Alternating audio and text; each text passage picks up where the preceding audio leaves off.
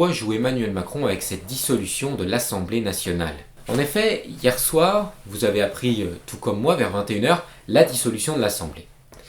Cela fait suite au score historique du RN, enregistré plus de 30%, et à la défaite macroniste, évidemment, à ces élections européennes, qui, je le crois, selon les derniers chiffres, tombent en dessous des 15%. En apparence, Emmanuel Macron, paraissant triste, semble faire comprendre qu'il a entendu le message des Français, qu'il compte les faire revenir aux urnes afin de gouverner de la meilleure façon possible, de trouver des consensus, d'avoir une majorité claire, et ainsi, finalement, de rétablir un équilibre démocratique dans le pays. Mais derrière cette intention qu'on pourrait qualifier de louable, finalement, puisque le peuple ne décide jamais trop, le peuple exerce le pouvoir, et donc, comme on dit, quand le peuple vote, le peuple décide de son avenir, et on ne peut pas, dans un pays démocratique, aller à l'encontre de ça.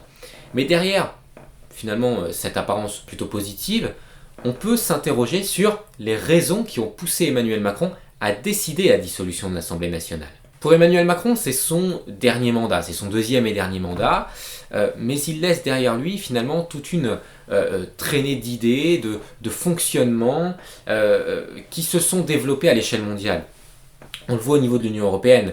Je veux dire, Ursula von der Leyen, qui préside la Commission européenne, a évidemment globalement le même avis politique, le même courant qu'Emmanuel Macron et que bien des dirigeants dans les autres pays.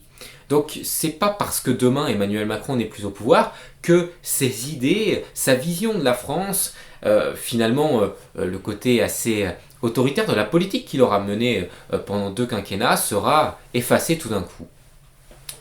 Selon moi, les raisons de cette dissolution sont tout autres. C'est-à-dire que vous avez un président qui est mis en échec à plusieurs reprises, et qui voit bien qu'il a beau contrer le Rassemblement national, finalement, ça ne lui permettra pas de continuer d'exister. Le seul moyen pour lui, c'était de dissoudre. Pourquoi ? Parce qu'il va laisser le pouvoir, d'une certaine manière, au Rassemblement national. Et ne se fera ainsi plus accuser de l'état du pays. C'est-à-dire qu'il va leur laisser, il va leur faire porter le chapeau.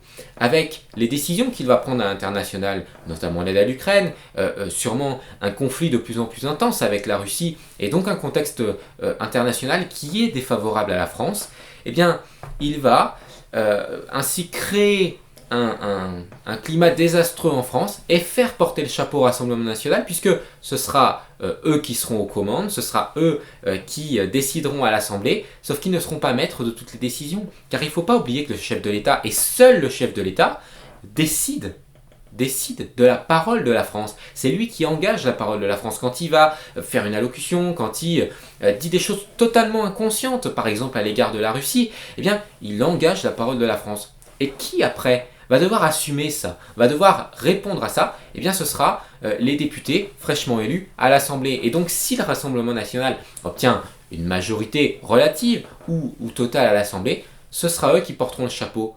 Et ils misent sur après un retour on va dire, d'un certain esprit de responsabilité des Français qui en 2027 vont dire « Ok, on a essayé le Rassemblement national, on a essayé 2 à 3 années, et donc en 2027, peut-être avec une future candidature d'Édouard Philippe ou de quelque autre personnalité du parti macroniste, eh bien, va pouvoir revenir au pouvoir. » Et donc, pour Macron, il a joué finalement l'une de ses dernières cartes pour éviter que le Rassemblement national arrive au pouvoir en 2027.